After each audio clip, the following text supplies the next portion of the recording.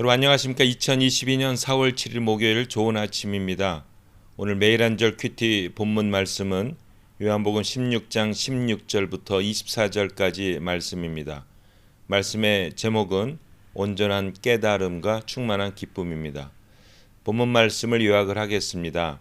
예수님은 조금 있으면 자신을 못 보고 또 조금 있으면 다시 보리라는 말씀을 제자들에게 설명해 주시며 다시 보게 되는 날엔 온전한 깨달음과 충만한 기쁨이 있을 것이라고 하십니다.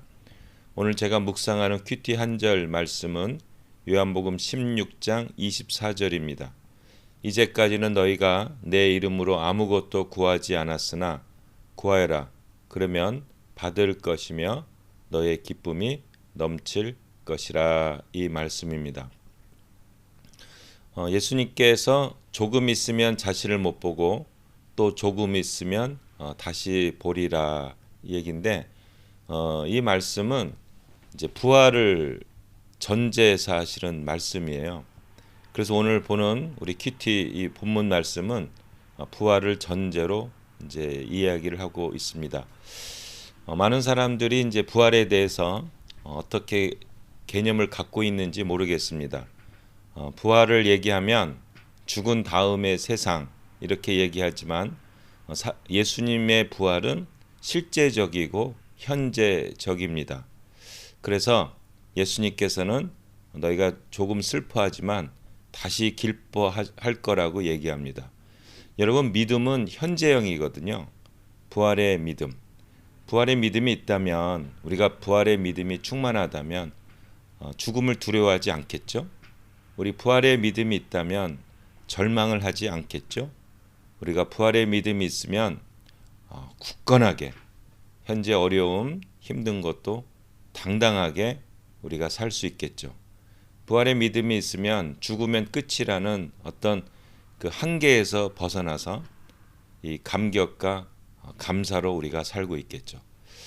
여러분, 이 부활에 이 실제적인 예가 있어요. 뭐가 있냐면 제 말을 한번 들어보세요, 여러분. 예수님이 여러분을 사랑하십니다. 이게 맞는 얘기입니까? 틀린 얘기입니까? 당연히 맞죠. 그리고 느끼시죠. 근데 이게 부활을 전제로 한 말이에요. 왜냐하면 예수님이 당신을 사랑하십니다는 현재형이잖아요. 우리가 역사적으로 보면 예수님은 언제 분이십니까? 2000년 전에 분이시잖아요. 그러면 우리가 예수님의 이 지금의 살아계심을 우리가 인정하지 않으면 예수님이 당신을 사랑했습니다. 이게 말이 안 맞죠. 아무런 관계가 없는 거예요. 그러니까 이게 만약에 석가모니가 당신을 사랑합니다. 이게 안 맞잖아요. 공자님이 당신을 사랑합니다. 안 맞아요. 왜냐하면 공자나 석가모니는 이미 죽은 사람들이지 않습니까? 예수님이 이미 죽었으면 이게 안 맞는 거예요. 그런데 우리 현재형을 씁니다. 예수님이 여러분들을 사랑하십니다. 예수님이 나를 사랑하십니다. 왜요? 예수님이 지금 부활하셔서 살아 계시기 때문에 그렇습니다. 그래서 오늘 본문 말씀에 보면 요한복음 16장 24절 제가 읽었던 말씀, 이제까지는 너희가 내 이름으로 아무것도 구하지 않았으나 구하여라. 그러면 받을 것이요 너의 기쁨이 넘칠 것이라. 전에는 예수님의 이름으로 아무것도 안 구한 거예요. 왜 안 구했냐? 예수님께 데리고 오면 되잖아요. 그때 그 예수님이 변화산성에 올라가서 내려왔을 때 귀신 들린 아이를 가진 아버지가 이게 당신 제자들이 못 고쳤습니다. 막 이렇게 얘기했을 때 예수님께 데리고 가니까 예수님이 고쳐줬잖아요. 그러니까 예수님의 이름으로 구할 필요가 없었죠. 근데 지금은 구하죠. 왜냐하면 예수님께서 부활하셔서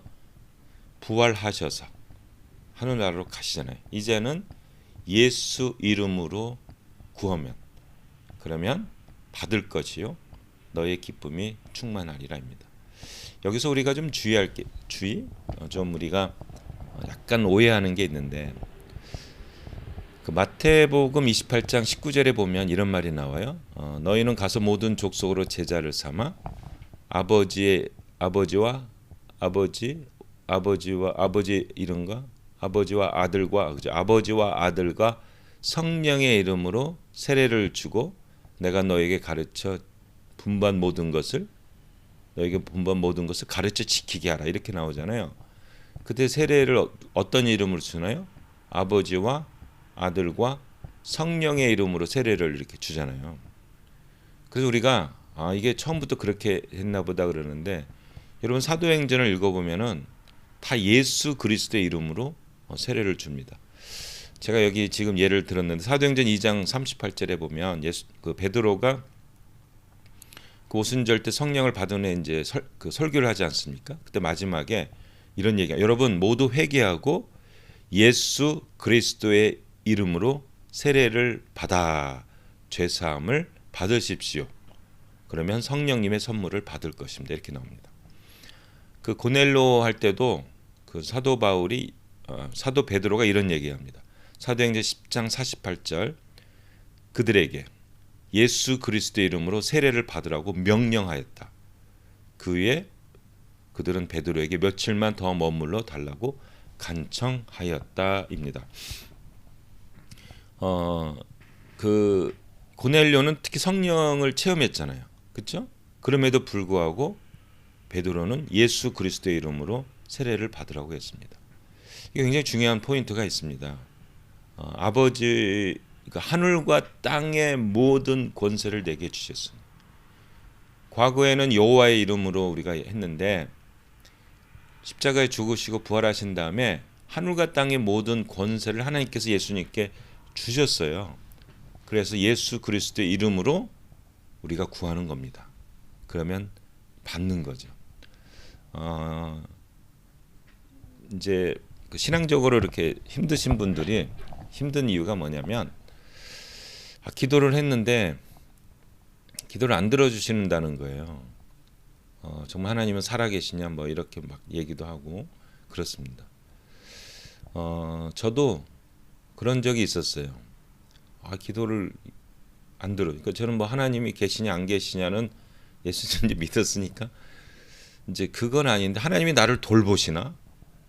이 하나님이 나를 완전히 무시하지 않나? 뭐 이런 생각을 한 적이 있었습니다. 그래서 불만 갖고 이제 막 대들고 막 그랬었는데, 근데 제가 이제 이렇게 지나고 보니까 그건 이제 숏텀이더라고요. 숏텀.